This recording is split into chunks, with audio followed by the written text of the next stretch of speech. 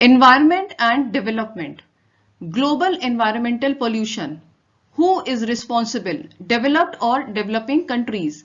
The developing countries have a strong feeling that environment protection is only related to pollution. The developing countries have a notion that environmental issues are caused by industrialization, and rich developing countries should be concerned with the environmental issues because environmental problems are very much caused by poverty. Global environmental pollution के लिए कौन responsible है? Developed countries और developing countries. दो categories होती हैं on the basis of economic development or the advancement. The developing countries have a strong feeling that the environment protection is only related to pollution. जितने भी developing countries हैं, poor developing countries हैं या rich developing countries हैं, वो ये सोचते हैं कि environment protection जो है वो pollution से related है. अगर हमने pollution को कम कर दिया, जैसे air pollution, land pollution, water pollution, soil pollution, तो हम environment को protect कर सकते हैं. डेवलपिंग कंट्रीज का एक परसेप्शन ये भी होता है कि इन्वायरमेंटल इश्यूज जो हैं वो इंडस्ट्रियलाइजेशन की वजह से होते हैं कि अगर हमारे कंट्री में इंडस्ट्रियलाइजेशन होगा, डेवलपमेंट होगा, सस्टेनेबल डेवलपमेंट होगा तो इन्वायरमेंटल इश्यूज भी क्रिएट होंगे. And rich developing countries should be concerned with the environmental issues. और वो ये मानते हैं, जो poor developing countries हैं उनका ये सोचना है कि जो rich developing countries हैं उनको environmental issues के लिए बहुत ज़्यादा concern होना चाहिए, क्योंकि जितनी भी environmental problems हैं they are caused by poverty. वो ये मानते हैं कि poverty ही सारी environmental problems की root cause है. Now, poverty किस तरह से related है? Environmental problems is caused by increasing poverty and when accompanied by overpopulation. अगर किसी कंट्री में पॉवर्टी है और उसकी पॉपुलेशन भी इंक्रीज हो रही है तो ये एक बहुत ही थ्रेटनिंग सिचुएशन हो जाती है. For example, cutting of forest for fuel wood, the grazing of marginal land, overuse of water resources, migration to the town are all problems caused by poverty. Developing countries ये सोचते हैं कि जितनी भी problems हैं, जैसे कि माइग्रेशन है, माइग्रेशन मतलब अर्बनाइजेशन, जहां पर लोग विलेजेस से टाउन या बड़े सिटीज की तरफ मूव करते हैं, ओवर एक्सप्लॉयटेशन और over use of water resources और वाटर बॉडीज हैं, ग्रेजिंग प्रॉब्लम है, ओवर ग्रेजिंग है, कटिंग ऑफ फॉरेस्ट, डिफॉरेस्टेशन है फ्यूल वुड के लिए. इन सारी प्रॉब्लम्स की जो रूट कॉज है वो क्या है? पॉवर्टी. जिस कंट्री अगर पॉवर्टी है कंट्री में तो ये सारी प्रॉब्लम्स क्रिएट होंगी, या हम कह सकते हैं कि इन्वायरमेंटल इश्यूज बहुत ज्यादा क्रिएट होंगे. In the process of accelerating development, the developing countries generate environmental problems. जैसे जैसे डेवलपमेंट होता है डेवलपिंग कंट्रीज में तो वहां पर environmental problems भी रेज होती हैं, इंक्रीज होती हैं. The government escalate industrialization to improve economy, which leads to depletion of resources and pollution. Developing countries जो हैं वो इन्वायरमेंटल, जैसे उनके यहाँ डेवलपमेंट होता है तो उनके साथ इन्वायरमेंटल कंसर्न से रिलेटेड प्रॉब्लम्स भी एसोसिएट हो जाती हैं. उनको अपनी इकोनॉमी को बूस्ट करने के लिए, इंक्रीज करने के लिए गवर्नमेंट इंडस्ट्रियलाइजेशन करती है, डेवलपमेंट करती है, जिसकी वजह से वहां पर उनके जो रिसोर्सेज हैं, नेचुरल रिसोर्सेज हैं, वो डिप्लीट होते हैं और पॉल्यूशन इंक्रीज होता है. During the process of industrial development, the developing countries need a lot of energy, which result in excess use of fossil fuel and building of dams, which we know submerge a lot of land. Developing countries में जैसे जैसे development होता है तो उनकी energy consumption भी उनका बढ़ जाता है, क्योंकि वहां पे एनर्जी की रिक्वायरमेंट बहुत ज्यादा हो जाती है और इसकी वजह से एक्सेसिव यूज होने लगता है फॉसिल फ्यूल का. फॉसिल फ्यूल हमको पता है कि non renewable sources of energy होते हैं कि अगर एक बार ये डिप्लीट हो गए so we can not replenish और we can not take back them again in a required period of time.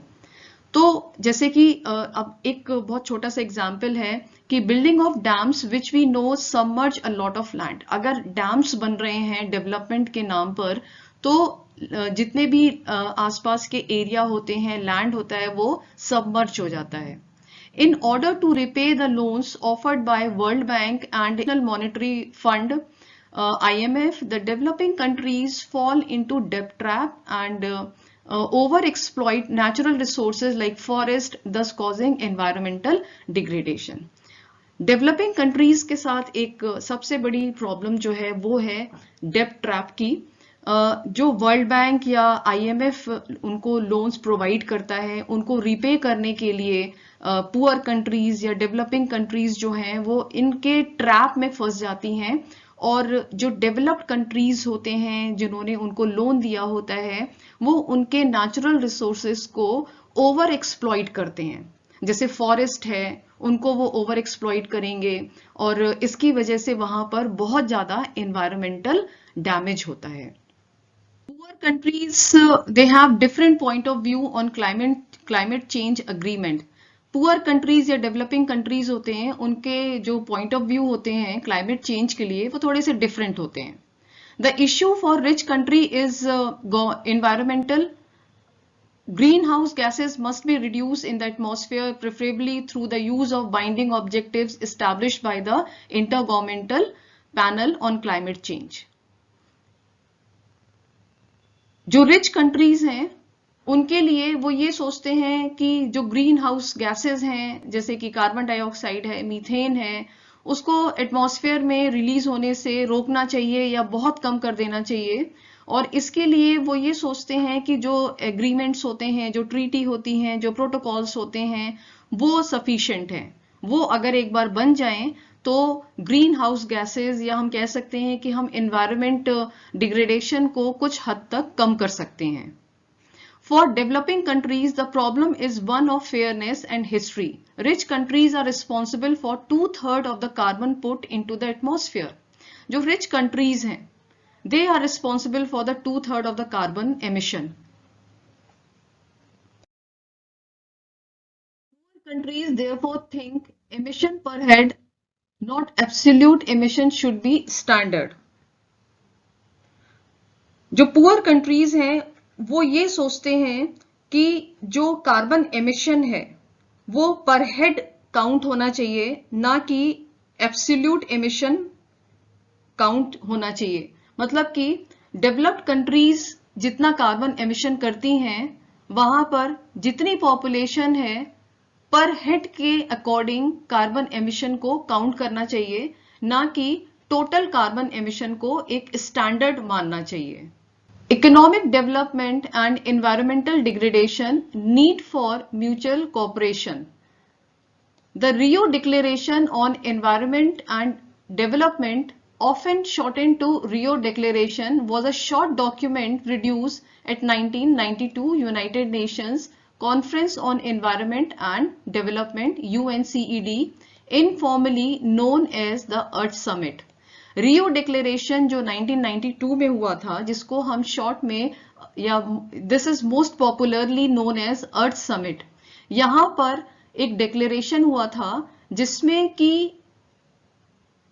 एक शॉर्ट डॉक्यूमेंट को प्रोड्यूस किया गया था और इस डॉक्यूमेंट के अकॉर्डिंग यहां पर 27 प्रिंसिपल्स थे intend to guide future sustainable development around the world, कि पूरे वर्ल्ड में सस्टेनेबल डेवलपमेंट किस तरह का होना चाहिए, इसके ऊपर उन्होंने 27 पॉइंट्स दिए थे, या जिसको हम कह सकते हैं कि 27 प्रिंसिपल्स थे that were meant to guide future global sustainable development.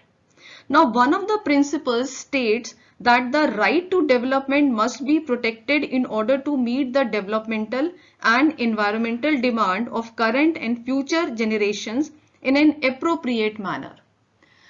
इसके अकॉर्डिंग ये था कि जितना भी डेवलपमेंट हो रहा है, प्रेजेंट में डेवलपमेंट हो रहा है या जो फ्यूचर डेवलपमेंट होगा, all development should be sustainable development, thinking about the need of future generation. In order to achieve sustainable development, environmental protection shall constitute an integral part of the development process chain and cannot be considered in isolation from it. The special situation and needs of developing countries, particularly the least developed and those most environmentally vulnerable, shall be given special priority. international actions in the field of environment and development should also address the interest and need of all countries. If we want to, according to this paragraph, if we want to achieve sustainable development, in this case, like basically we want development, but the development should be sustainable. जितना भी development हो रहा है पूरे world में वो sustainable development होना चाहिए, या हम कह सकते हैं कि एक वाइज डेवलपमेंट होना चाहिए जो हम अपनी फ्यूचर जनरेशन को ध्यान में रख के करते हैं. Environmental protection must be treated as an essential part of the development process chain.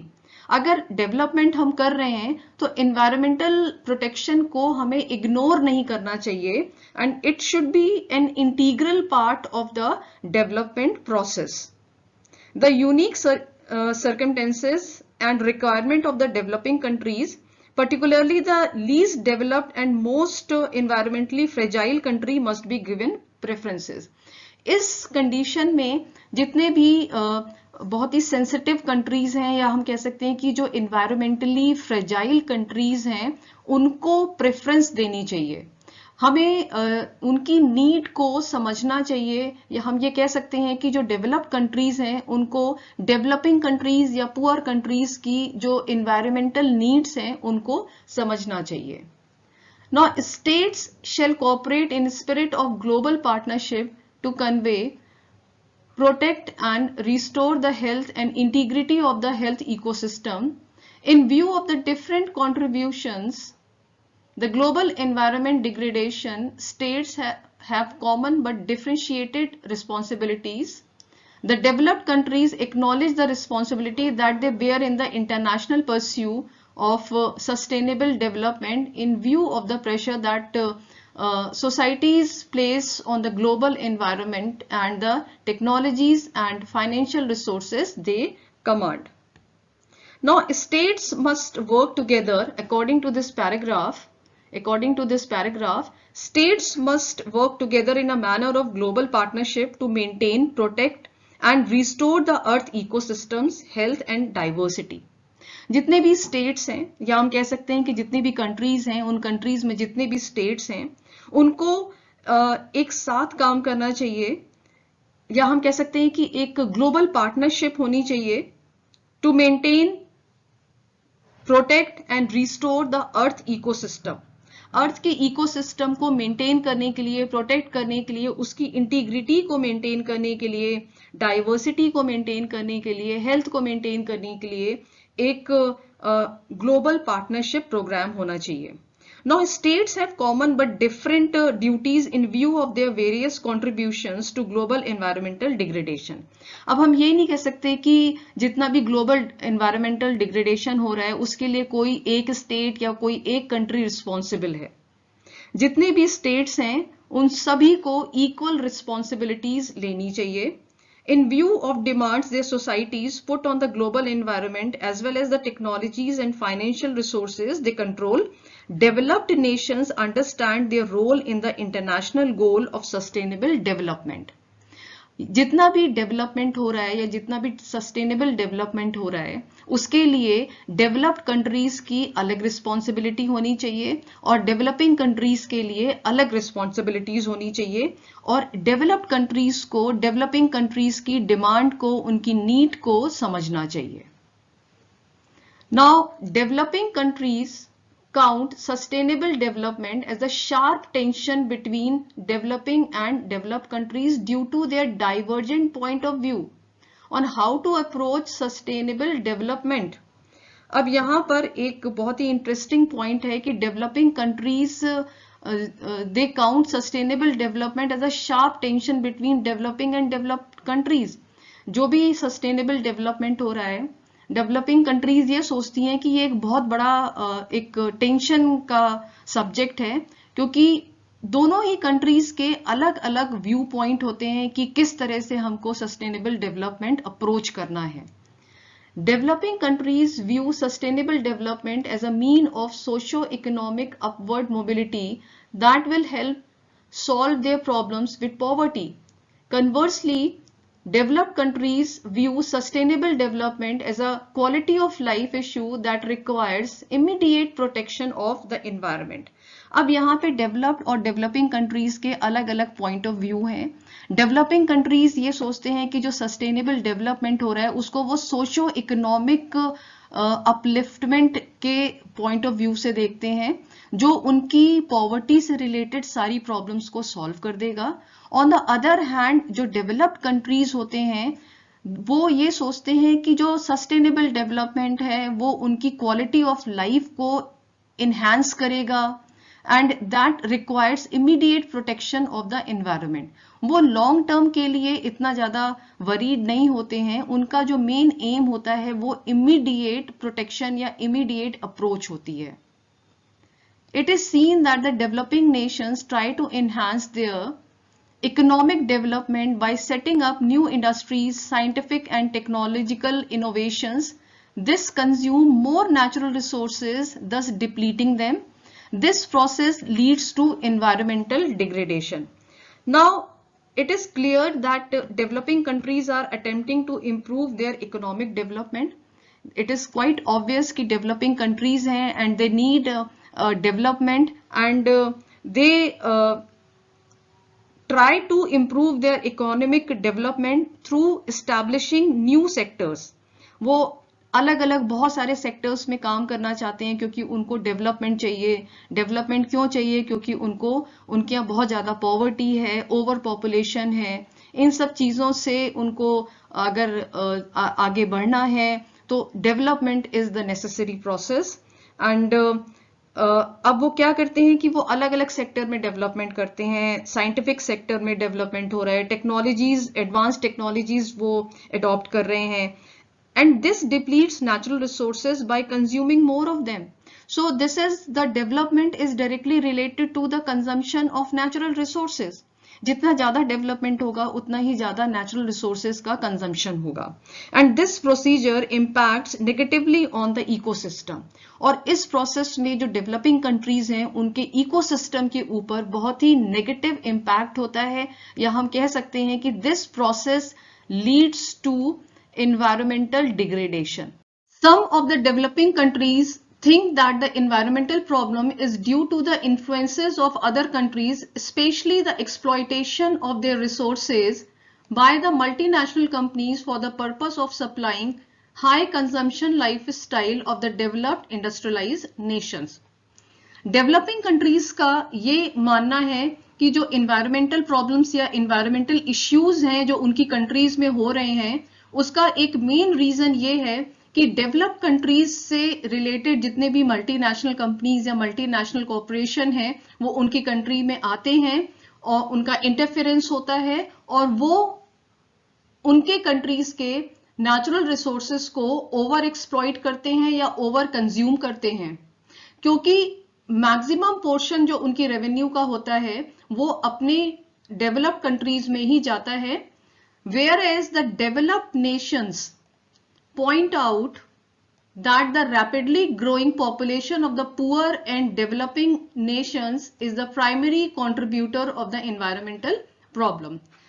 Developed nations क्या सोचते हैं कि developing countries क्योंकि वो poor countries हैं, उनके यहाँ बहुत ज्यादा resources हैं पर उनके यहाँ industrialization नहीं है, development नहीं है और उनके यहाँ रैपिड पॉपुलेशन ग्रोथ है या पॉपुलेशन बहुत तेजी से बढ़ रही है, तो वो भी एक प्राइमरी कंट्रीब्यूटर हैं एनवायरमेंटल प्रॉब्लम्स या एनवायरमेंटल डिग्रेडेशन के लिए. Also the developing countries believe that since developed countries have historically been responsible for causing environmental degradation themselves, developed countries should bear more of the cost and burdens of sustainable development than developing countries.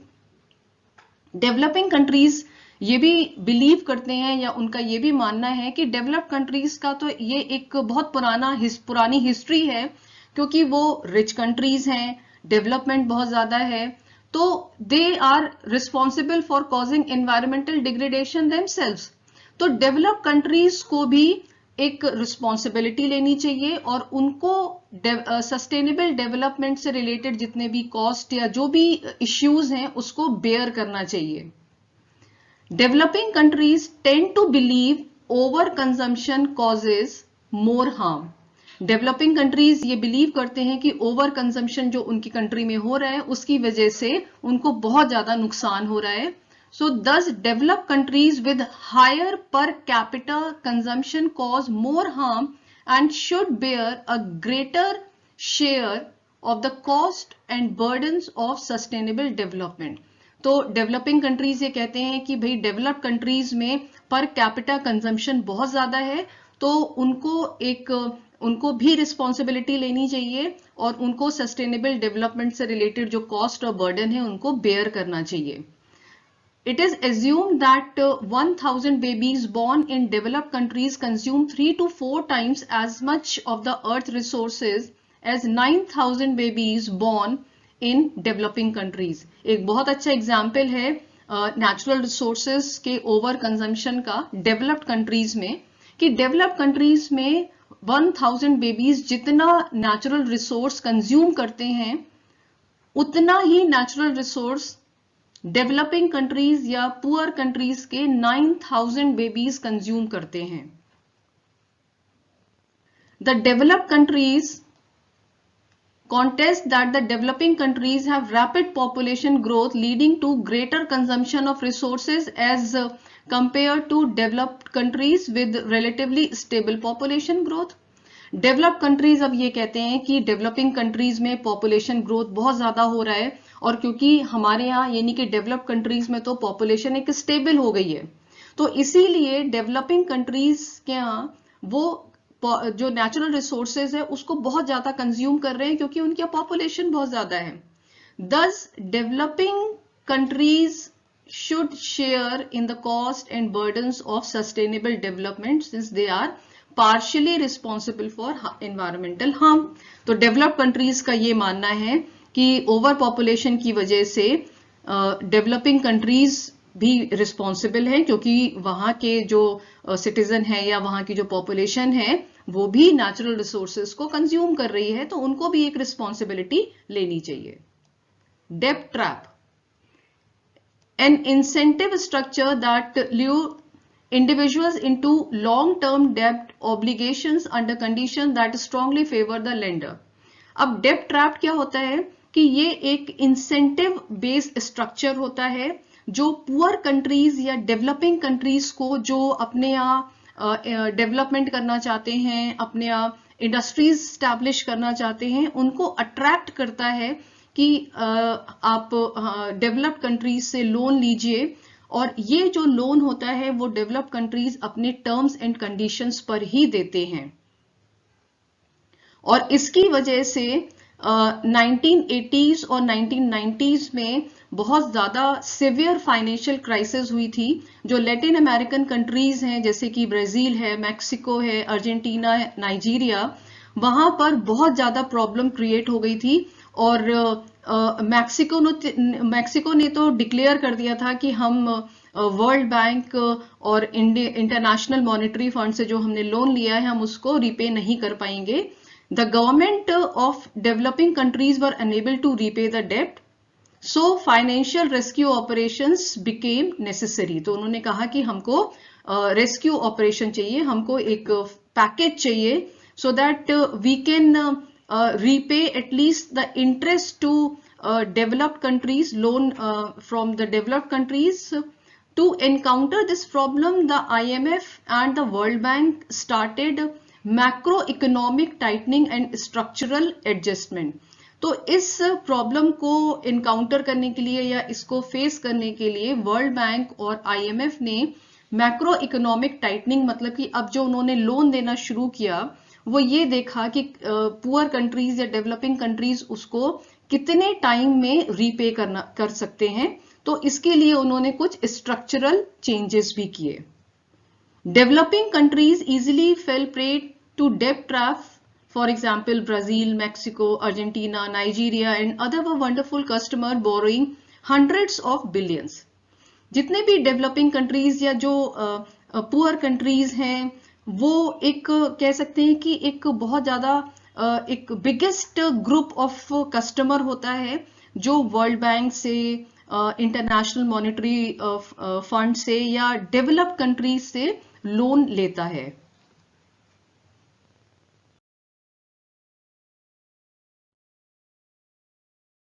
Developed world की एक monopoly होती है global money से related, कि उनके पास बहुत ज्यादा revenue होता है, बहुत ज्यादा पैसा होता है, तो वो डेवलपिंग कंट्रीज या पुअर कंट्रीज को अपने डेब्ट ट्रैप में ले लेते हैं, और इसके बाद जो डेवलपिंग कंट्रीज होते हैं वो अपने वैल्यूएबल रिसोर्सेस को उनसे कहते हैं कि भाई आप ठीक है, आप हमारे वैल्यूएबल रिसोर्सेस को एक्सप्लॉइट करिए या कंज्यूम करिए, जिससे कि हम आपका जो डेब्ट है या लोन है उसको हम रीपे कर सकें।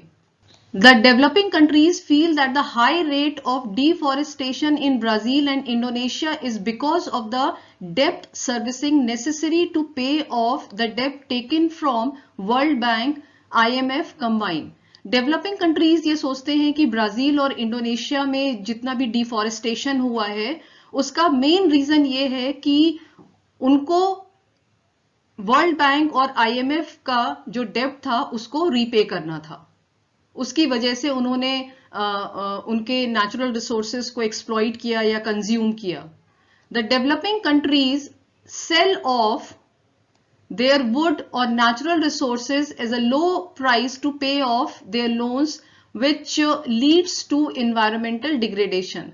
तो अब क्या होता है कि जो डेवलपिंग कंट्रीज होते हैं वो अपने वैल्यूएबल नेचुरल रिसोर्सेज को बहुत लो प्राइस में डेवलप्ड कंट्रीज को सेल ऑफ कर देते हैं, जिससे कि वो लोन को पे कर सकें।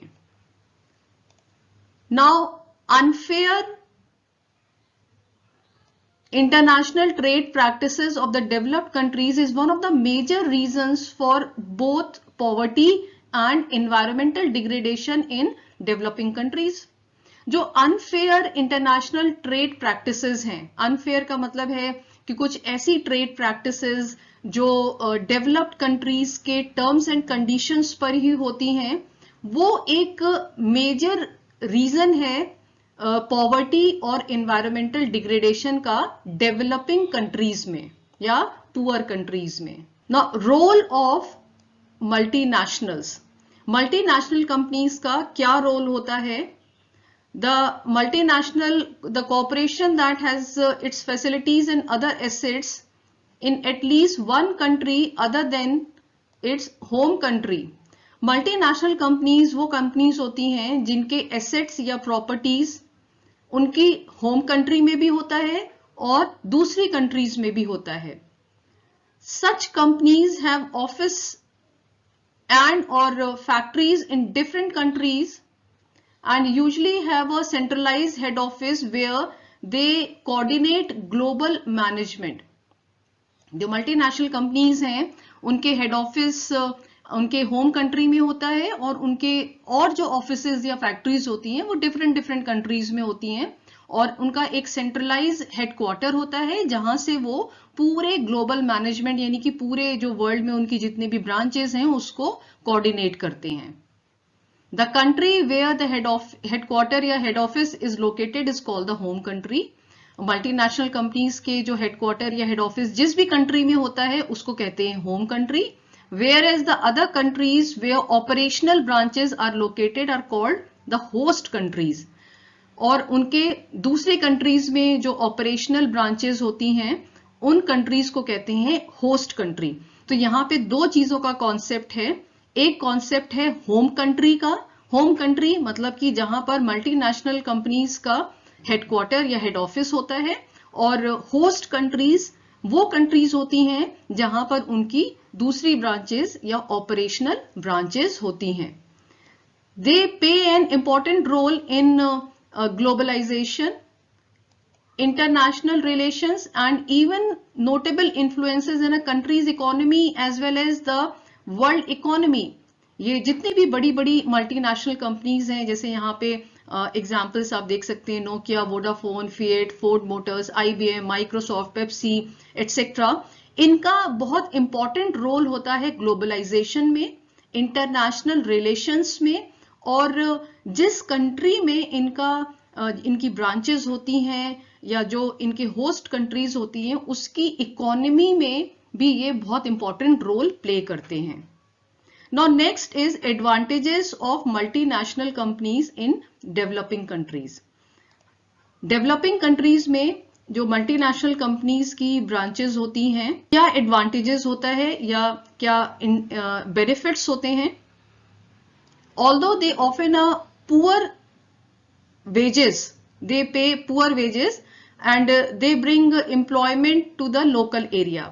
सबसे पहला एडवांटेज हम कह सकते हैं, ये एडवांटेज है कि ये एक तो सबसे बड़ी चीज कि जहां पर इनकी ब्रांचेस होती हैं वो एम्प्लॉयमेंट प्रोवाइड करती हैं मल्टीनेशनल कंपनीज, पर ये अपने एम्प्लॉइज को बहुत ही कम वेजेस देती हैं.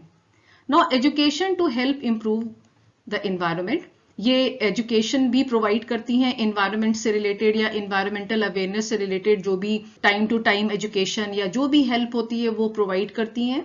ये multinational companies they can help with better infrastructure, for example buildings, water services, health care and other network. अब ये जो मल्टीनेशनल कंपनीज होती हैं, क्योंकि इनके पास रेवेन्यू सोर्सेज बहुत ज्यादा होते हैं, तो ये जिस भी कंट्री में इनके होस्ट ऑफिसेज होते हैं या जो होस्ट कंट्रीज होती हैं या जब ब्रांचेस होती हैं वहां पे ये बहुत अच्छा इंफ्रास्ट्रक्चर प्रोवाइड करती हैं, जैसे कि उनके ऑफिसेज बहुत अच्छे होते हैं, स्कूल बनाते हैं, हेल्थ केयर सेंटर्स बनाते हैं, या वाटर सर्विसेज अच्छी होती हैं, मतलब कि पोर्टेबल वाटर से रिलेटेड जो भी प्रॉब्लम्स होती है उसको सॉल्व करते हैं, हेल्थ केयर और भी जो भी इंफ्रास्ट्रक्चर है वो ये प्रोवाइड करते हैं. Now multinational companies reduces technological gap between developed and developing countries. ये एक एडवांटेज है क्योंकि मल्टीनेशनल कंपनीज हैं, इनके पास टेक्नोलॉजी बहुत अच्छी होती है और डेवलपिंग कंट्रीज या पुअर कंट्रीज के पास, क्योंकि उनके पास रेवेन्यू नहीं है तो उनकी टेक्नोलॉजी भी कंपैरेटिवली इतनी अच्छी नहीं होती है. तो ये multinational companies technological gap fulfil करते हैं या उसको बहुत कम कर देते हैं. ये डेवलपिंग कंट्रीज में भी बहुत अच्छी टेक्नोलॉजी प्रोवाइड करते हैं. Ways by which multinational companies cause environmental degradation in the developing countries. Multinational companies किस तरह से डेवलपिंग कंट्रीज में एनवायरनमेंट को डिग्रेड करती हैं वो अब हम यहां देखेंगे. Listed below are 5 ways by which multinational companies cause environmental degradation and they are: number 1, multinational companies may acquire land which may be used for agriculture, grassland or precious forest area, thus destroying the ecology. जो multinational companies हैं वो अपने infrastructure को strong करने के लिए developing countries में land को एक्वायर करती हैं और ये लैंड एग्रीकल्चर लैंड भी हो सकता है, ग्रासलैंड भी हो सकता है या बहुत ही वैल्यूएबल फॉरेस्ट एरिया भी हो सकता है. तो हम ये कह सकते हैं कि ये मल्टीनेशनल कंपनीज एक तरह से डेवलपिंग कंट्रीज की इकोलॉजी को डिस्ट्रॉय कर देती हैं. Second point is they overexploit resources of the country which is available at a cheaper rate to their advantage. अब ये जितने भी, अब ये एक फैक्ट है कि जो डेवलपिंग कंट्रीज या पुअर कंट्रीज हैं उनके पास बहुत ज्यादा नेचुरल रिसोर्सेज हैं. कुछ ऐसे कंट्रीज हैं जहां पर नेचुरल रिसोर्सेज बहुत ज्यादा हैं, बहुत रिच नेचुरल रिसोर्सेज हैं.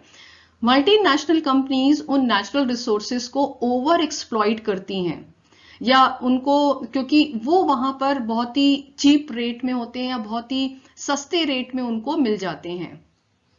They cause deforestation to fulfil their demand of wood और लैंड. मल्टीनेशनल कंपनीज डिफॉरेस्टेशन भी करती हैं, कटिंग ऑफ फॉरेस्ट होता है क्योंकि उनको अपना इंफ्रास्ट्रक्चर बिल्डअप करना है और उनको वुड की डिमांड होती है, लैंड की डिमांड होती है, तो इसके लिए वो डिफॉरेस्टेशन भी करती हैं. Next point is they consume much of energy produced, leading to more demand of energy which might be produced by using fossil fuel like coal.